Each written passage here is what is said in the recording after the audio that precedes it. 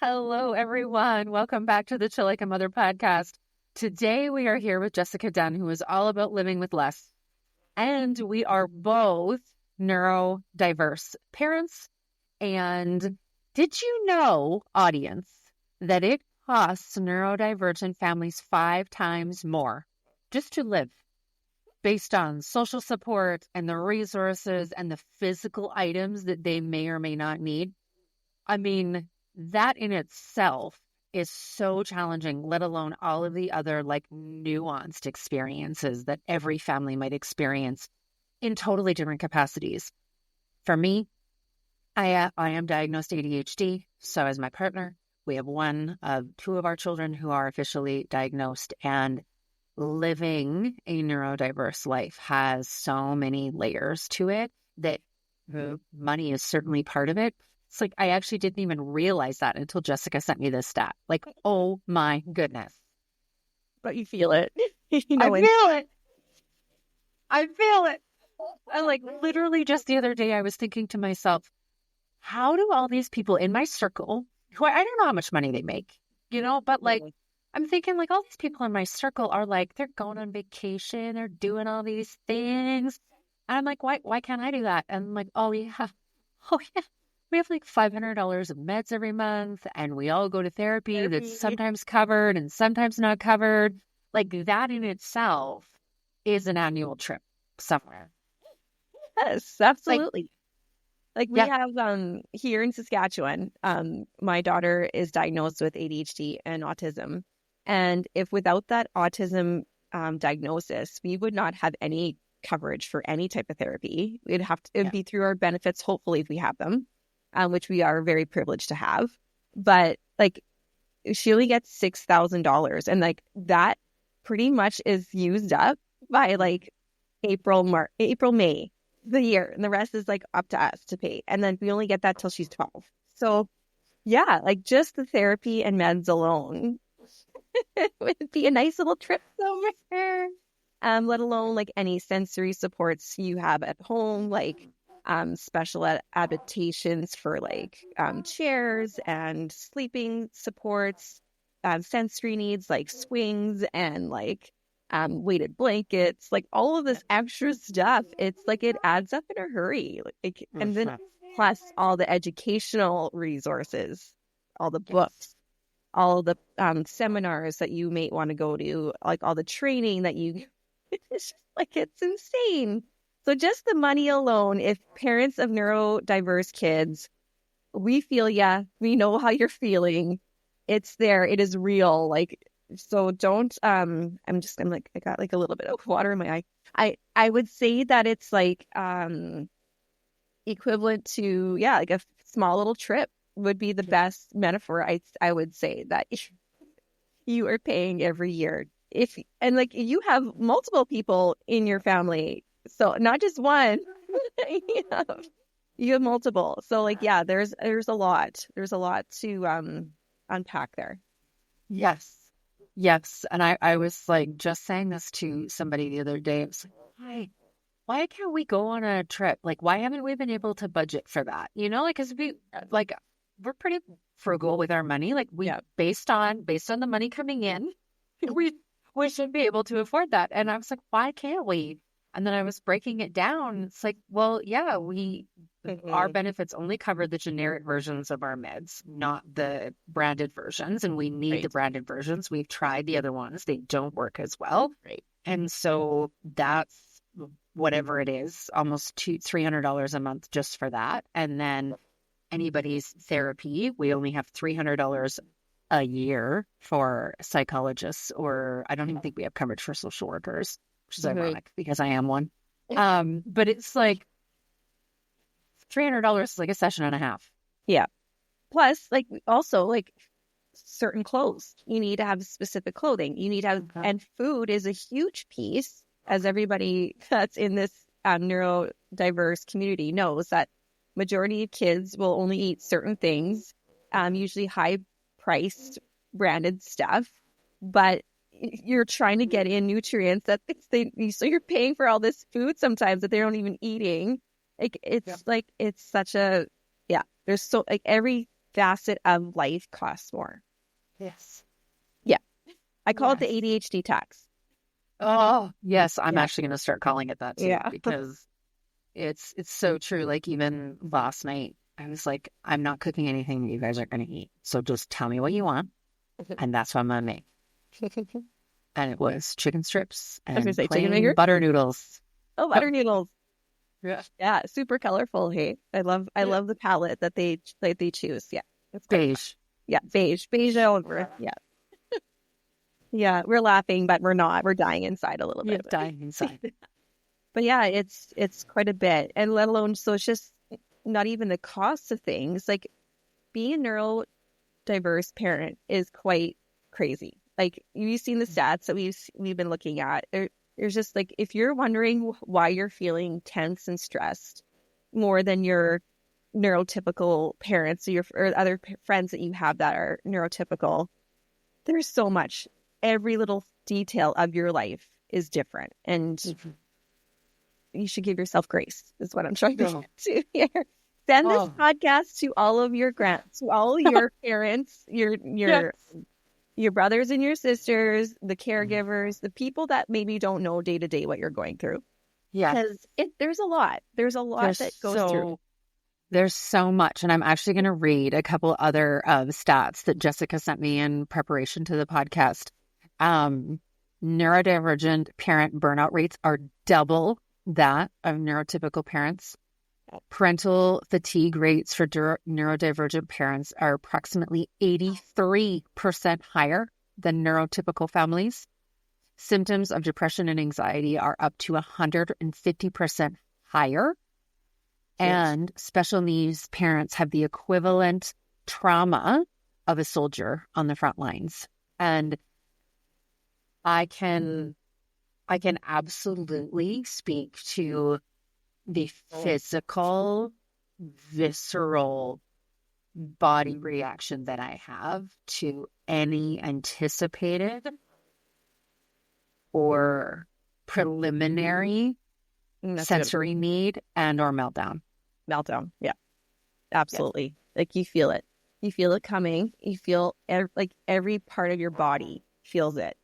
And it's like, yeah, like any person that is a parent with kids that are on the spectrum or ADHD or any sort of neurodivergence knows that it's like a lot of the time you feel like you're walking on eggshells and you just don't know when that bomb is going to go off, no matter how good you are at controlling their environment or controlling yourself and keeping yourself regulated and watching for the signs of things. You're never going to be able to put them in a bubble. They have to live in this world that is not very kind to neurodiverse people. And yeah, you feel it. You feel it in I'd say every cell of my body can feel it when that sensory meltdown is about to happen. And they're intense. This isn't a tantrum. This is completely different. Yeah. This is something that your kid is going through, like, I'd say like a nervous system overload where like they're in fight or flight, and you just have to ride that wave and be there for them and let them go through it. But it is the most intense thing I've probably ever had to experience as a parent, for sure. Yeah. I have literally had to hide myself and my younger child when things were undiagnosed. Out of like safety and protection, because there was no reaching him. And then he would feel it, and it was just like everything's back to normal.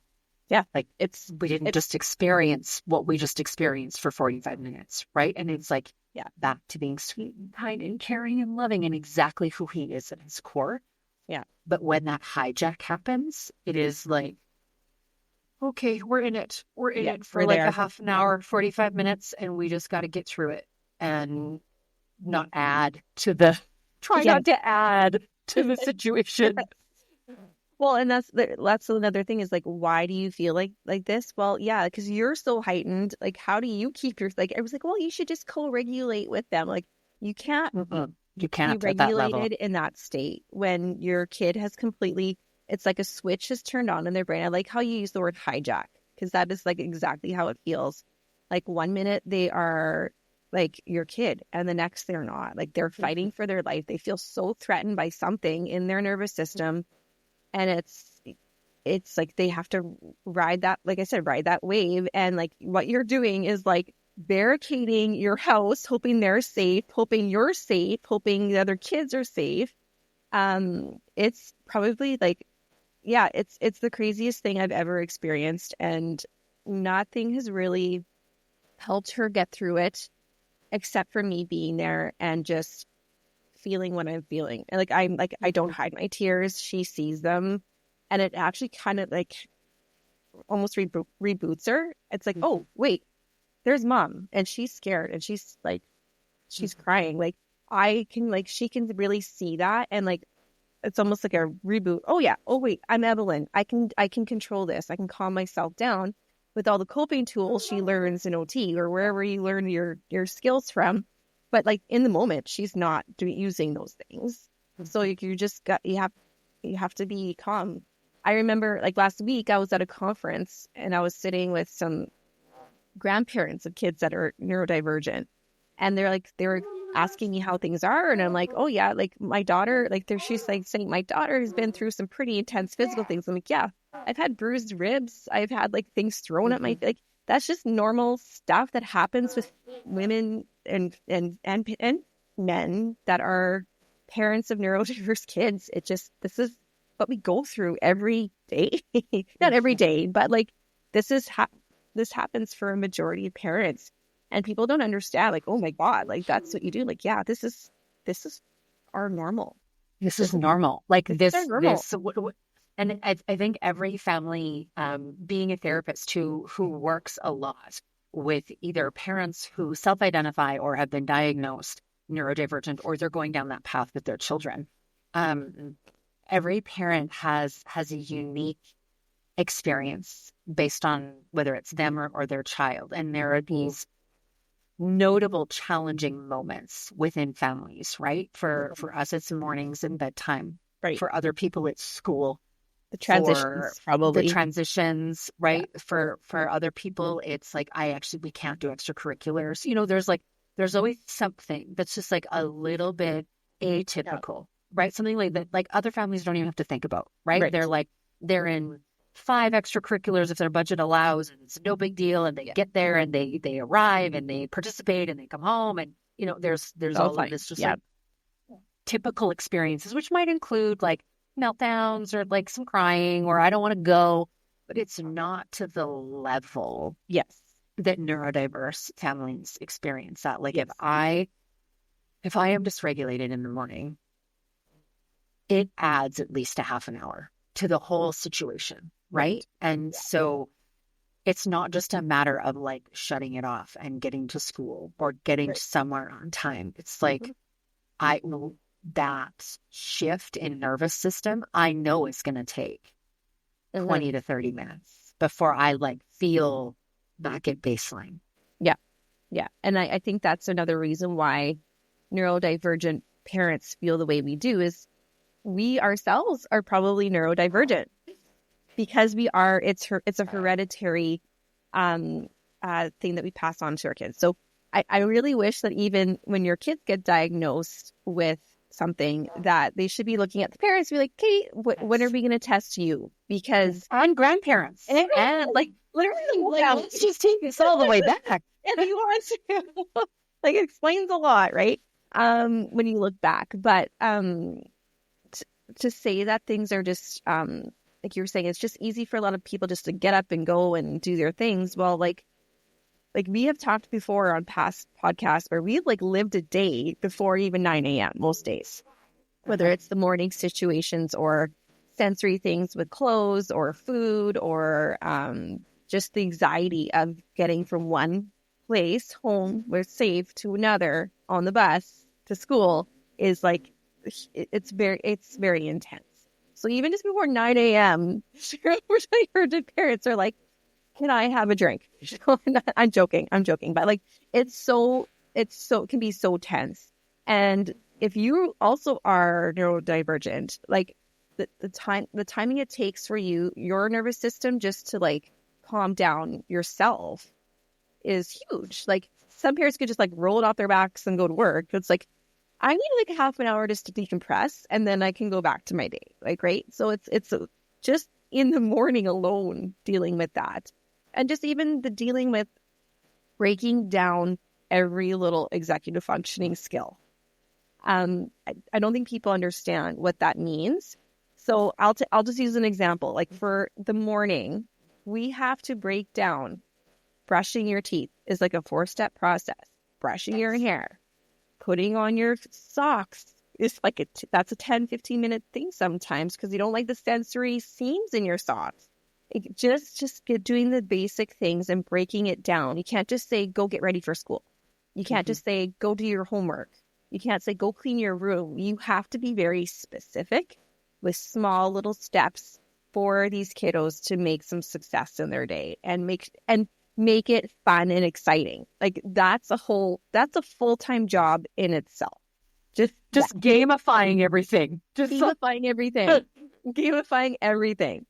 Oh my God. So like, and you have to change it up too. You can't just have the same game for laundry. Oh, no. Like, so it's like, you have to have, that part is exhausting too. And I don't think it's like a decision fatigue times 15. Like it's just so much to do. And that's when you see those burnout numbers. That is why.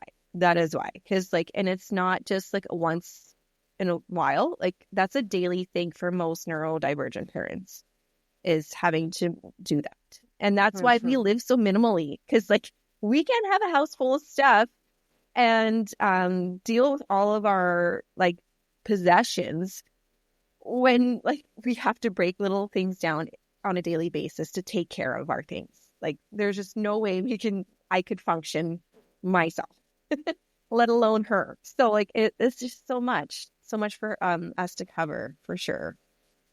Absolutely. And so living with less is one of the ways that you prevent and manage some of that like parental burnout that, like you said, sometimes it like ebbs and flows, right? I think it does. I think that in a certain ages and stages of children, for me anyway, and the clients that I work with, sometimes it doesn't go away. Like it's not like you can go away for a weekend, because you know, when you go away for a weekend, you're like regenerated and reset and all the things, you can come back to real life, where this is like real life is just always extra hard, right? Yes. And so living with less is one of the ways that you mitigate that. Yeah, we try. Yeah. I mean, as best as we can. I found even like when she was early getting diagnosed, I found that like I've always lived kind of minimally, but like it gave me this time and space to really watch her and be like a social detective and seeing like what was her triggers. And I was more in tune with things because I had time to do it, because I didn't have to constantly be cleaning my house and organizing it, and I didn't have as much stuff on my plate. And so it was good for me to just focus on her. So living minimally gave me time to do that. And it still does. Like now, like she needs a lot of connection and one-on-one time.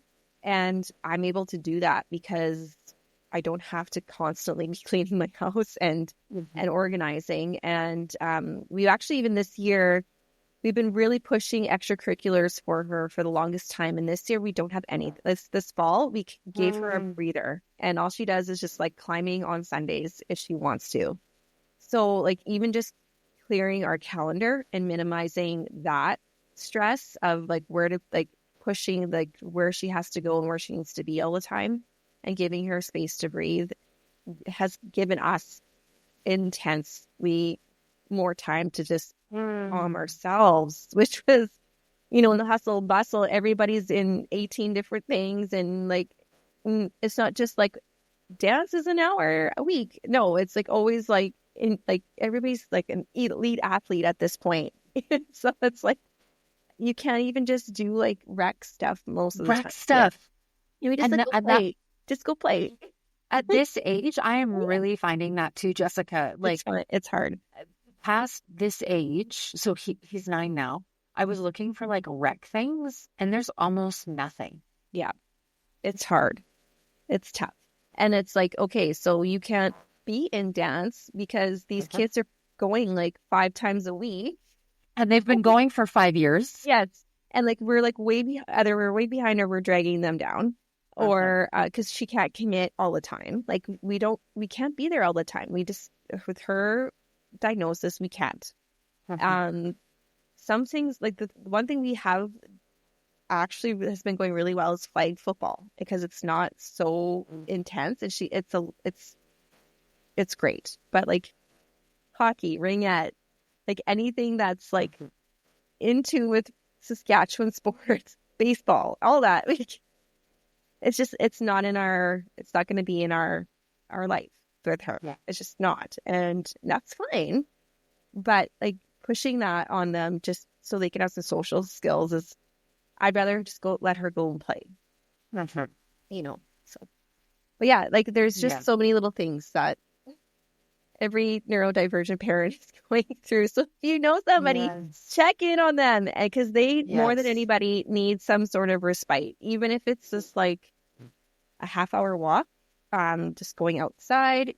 Your amazing programs with art therapy is huge, just to get out all of that bottled up feelings that you have inside, whether it's journaling or expressive art. I think that's a huge, great outlet for any neurodivergent parent to be like, I need to get this out of my body, because you're storing it everywhere. And it's just like, if you get it out, you feel so much better, and you're more set for the next time. Absolutely. And it's so accessible. That's the thing, is that you can, like, if people are interested, they can do it. Like, I've done it with a Post-it and a pen that happens to be in my car, like it doesn't have to be this big convoluted, complicated thing where you have to go to Michael's and get a canvas and get all the right paint. And no, it's like I could do it right now with what's around me. I could ask you to do it with what's around you right now, even if you don't even have something to write with. Like, just that dropping into the imagination world, or the world of creativity and curiosity, like even just talking out a metaphor, with someone can be like, man, I just feel like my favorite metaphor of all time from one of my clients was, I feel like I'm walking Everest with sandals on. That is what it feels like to parent a neurodiverse child. And I was like, all you got is sandals. That's all you got for that whole journey. Yeah. And I feel like your art therapy is so great, because being a neurodivergent parent is very isolating. And like, even if you don't have that core group of support that you need to rely on that day, you can always go to art. You can always go to writing. You can always go to something to get your parasympathetic nervous system going in a different way. And that's all you can do. It's all you can do. Yes. There's going to be, like you said, it's a roller coaster. There's no even keel here. Like we can go, like you're saying, we can go weeks without having, like, you almost think, like, you almost forget that there's a diagnosis there. And then all of a sudden, like, if their sensory needs are not met, then you will feel it. Like you will see a storm coming. It'll be a brewing. You won't even know. So I feel like that's a huge piece to why these stats are so high, is we feel such intense guilt, isolation, grief even. I feel like I have micro griefs all the time about where I thought should be at, or where in my mind where I thought like where our life would be. And it's like, it's not that I'm grieving her, but I'm just like the expectation of what could have been, right? But there's also new things coming, and the great things that she's going to do too, right? So that's so exciting to see too. But you feel it all. You feel all of this. Like, sometimes there's anger, there's frustration, there's anxiety, but then there's like this hope across the rainbow too, that it's like, what's going to be in store for her. Like, maybe she'll like be an incredible doctor one day, or like, we don't know. Like, we don't know where she'd go, right? Like, she's incredibly intelligent and super funny and like so creative. Like, who knows where she's gonna go? So it's like you feel like you're in a storm right now, but there's going to be a rainbow there too. Like they're going to get through. It's just hard. It's just a hard go for the first bit here. Yeah. Yeah, for sure. Oh, thank you so much for joining us on the podcast again to share wisdom around parenting in this way and all of the things that we experience and how we navigate or just hold on. Hold on for dear life. Just hold on. Find a friend that's going through the same thing as you. It will help for sure.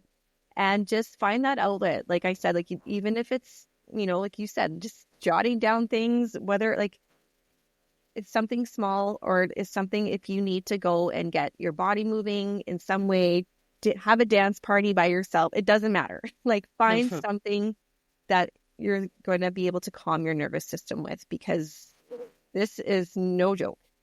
Yes. You are a soldier and you're going to get through it. Yes. And I think it's really important to highlight that there are so many parents going through this. And I know that it feels isolating, kind of like when you're in the newborn phase, you feel like you're the only person up in the middle of the night. Yeah. But there are people probably in your neighborhood, probably right across the street, probably your kid's best friend, because we all attract each other. Neurodivergence, we do. come like together. We attract each other. And there are other people in the community going through what you're going through. And there are so many supports, even free ones. So if anybody is navigating this on their own and you don't want therapy from me, or you don't need anything in that respect, but like I have resources coming out of everywhere. And so if anybody listening just needs a resource or a person or an account to follow, like I have so many. So you feel free to reach out to one of us. We know lots of people in different communities that can support and free, and even like good books to read, kids books too. I have lots of kids books to read too. So if anybody needs any resources, please reach out and send this to a friend, send this to a grandparent who needs a little bit of a context to what you might be going through every day, that maybe you're tired of saying it. But yes, please reach out to us if you need anything. And hold on. The rainbow's coming, I promise. There's glimmers of it if you can see it. Thanks for having me on. Appreciate it.